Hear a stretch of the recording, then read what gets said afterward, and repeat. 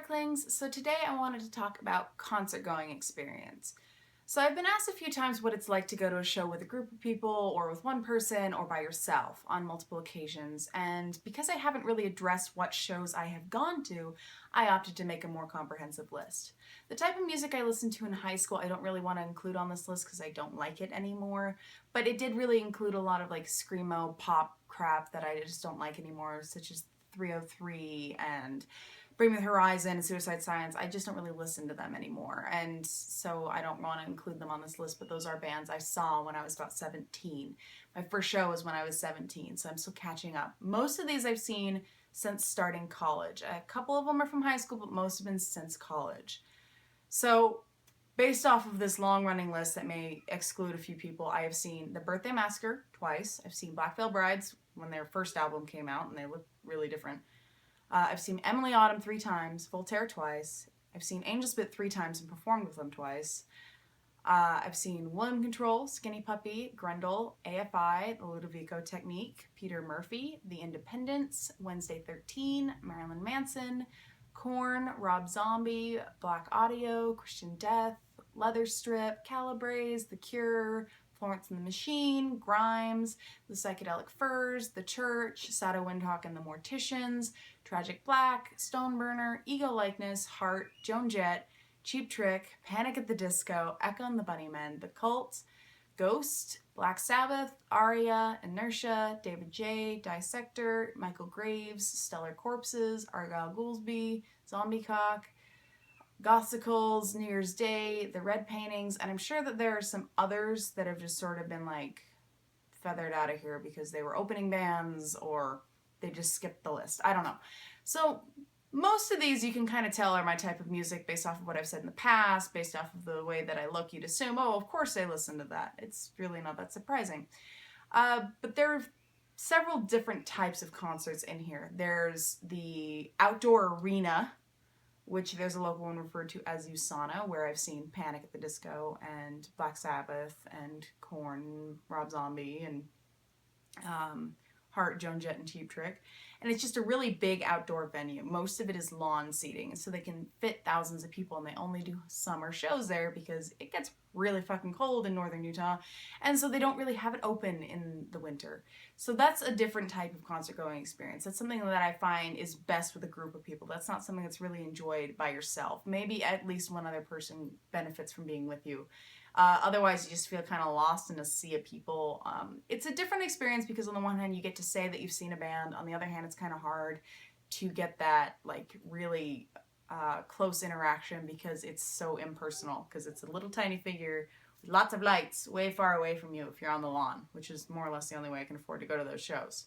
There's the other really type of big concert experience that I've seen Florence and the Machine and The Cure in, which is an indoor arena, like a basketball arena or something. And I went to see Florence and Machine in Denver, so I had to drive 500 miles, and I saw The Cure in Salt Lake, and I was beyond excited for both of those. And that was the first time that I had gone to indoor venues like that, was this year. And it's very different because you have a whole great theatrical show. You get to see these bands that you love, but again, very impersonal. You have a physical seat that you're pretty much destined to remain in the whole show. It's very different for me. The type that I'm more used to when it comes to a big show is a pretty good sized stage and an indoor venue with a big open area, standing room only. And that's how I've seen Skinny Puppy. That's how I've seen Ghost. That's how I see most of these like slightly bigger shows. That's how I saw Psychedelic Furs and Peter Murphy. It's like it's a big venue with a big stage, but it's indoors and it's standing room only. So you can shove your way to the front if you want. You can do that. Some of these end up being 21 plus venues. The main reason I was glad to turn 21 was to go to shows. And then there's the one that I'm more used to still, which is a pretty good sized stage with a pretty good sized room and probably a bar, which is how I've seen like Wednesday 13 and Calabrese and a lot of that.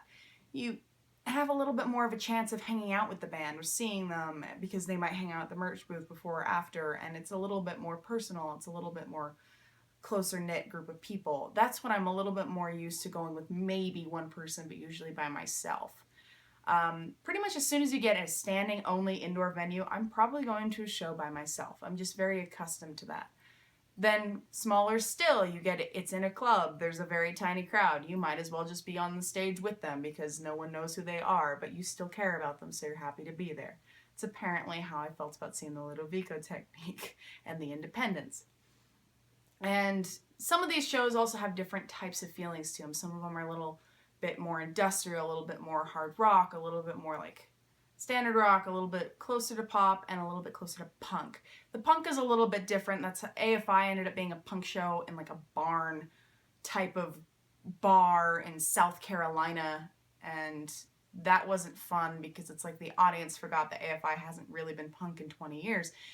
And then Black Audio was in a little tiny venue filled with 18-year-olds, which was confusing.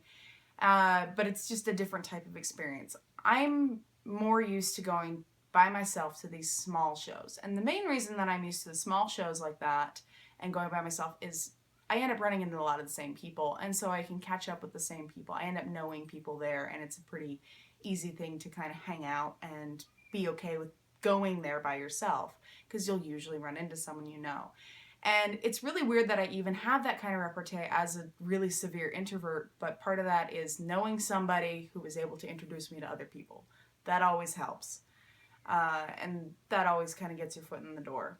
Concert going is a different type of experience. As someone who does have social anxiety and is really introverted, the fact that I like concerts as much as I do does seem kind of weird, but it mostly is practice, and I'm there for the music, and I'm there for the experience, and I can kind of ignore the press of people and the noise of people and the existence of people in the scary sense, as long as I'm more focused on the good parts of it, which I seem to only be able to do with concerts. I can't do that with some other things, which kind of sucks.